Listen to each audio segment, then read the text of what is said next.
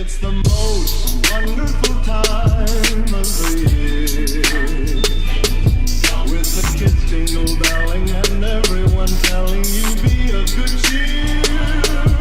It's the most wonderful time of the year.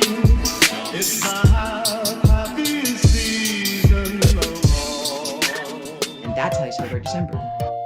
Some of the December weekly holidays that can absolutely light your day up. We have National Hand Washing Awareness Week. So yes, make sure your hands are clean because, geez Louise, it's only the first week of December. Is it seriously that important to keep your hands clean? It is that important to keep your hands clean. We just came from a global pandemic. Anyways, it's also National Human Rights Week, so that's pretty cool. I think that's just America here, but if we just want to take it everywhere else, the second week in December is Human Rights Week. And yes, humans have rights everywhere, across all time, always. Or at least they very much should, because there are places in the world where there's still slavery involved, and there's still people capturing others, and people that just don't have freedoms and rights to do what they want. Freedom and human rights are two different things in a sense, but human rights in general means that you don't do any inhumane activities against other people. So, in other words, don't be inhumane towards other beings. Be human towards other people. It's what we all deserve. Those are our rights. And then it's also Thank a Soldier Week during the week of Christmas itself.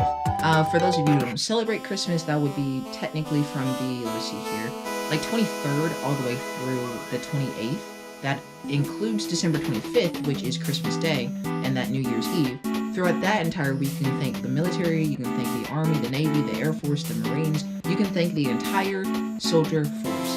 Anybody who's been honorably noticed in the U.S. force.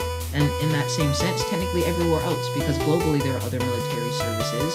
Technically you're supposed to honor them as well, but I think this is more of a national thing to do in December. There are other months, including November as we just came from, where we honor veterans, but that is globally, especially with Armistice Day ending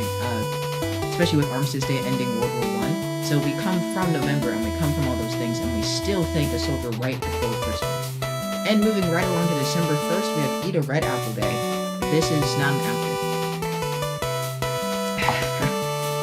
You know, red apples specifically, they are the cherry on top of any meal.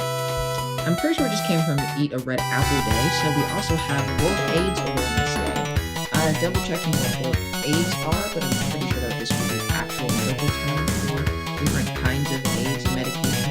You want to make sure that you're specializing programs, foundations, events, just to make sure that you yourself and the community around you is safe and protected. December 2nd is National Fritters Day. Yes, I'm pretty sure that's it. And it's also World Pollution Prevention Day. So prevent any sort of attacks against pollution by recycling, that's a big help, but also just not being wasteful, you know, and specifically keeping our environment around us clean. We want to make sure that we're protecting our environment and ourselves and all that we do. And yes, that is all still December 2nd. December 3rd, Advent begins. That is a very Christian thing. In a sense, Advent is like the dark ages, the dark times right before the light of Christ, and we ourselves still represent that to this day. Make a Gift Day is also the 3rd, so we just try and be more friendly to each other. And National Roof Over Your Head Day, which, albeit thank you Lord for a roof over my head, but for everyone else, I just say be grateful for the roof over your own head. December 4th is Santa's List Day. That is so hard to say, you can't even understand. Santa's List, as in Santa Claus. Santa's List, as you know, is a naughty list and a nice. He actually has two. And the naughty list kids, they tend to just get pulled or other kinds of recipients of bad crime stuff. They might just get charged a fine or something else like that. I've seen like people get money taken away from Santa Claus. I haven't. You don't even know how, but I have. And I've also seen his nice list, which is just filled with good names this year. Well, unless you committed something inhuman, but let's hope you didn't do that, right? Wear Brown Shoes Day is also the 4th of December, and I think that's just so you can dress up as jolly old Saint Nick himself, who wore brown shoes canonically, but he also has those big old stompers, those like belt buckle boots. That's more canonic. That's more recognizable. during the winter season, I'm just saying, like, Saint Nick himself, Saint Nicholas, probably wore brown shoes. So we can do the exact same on December 4th. December 5th is Bathtub Holiday. I don't know why you have to put that out there, but yeah, sure, celebrate bathtubs.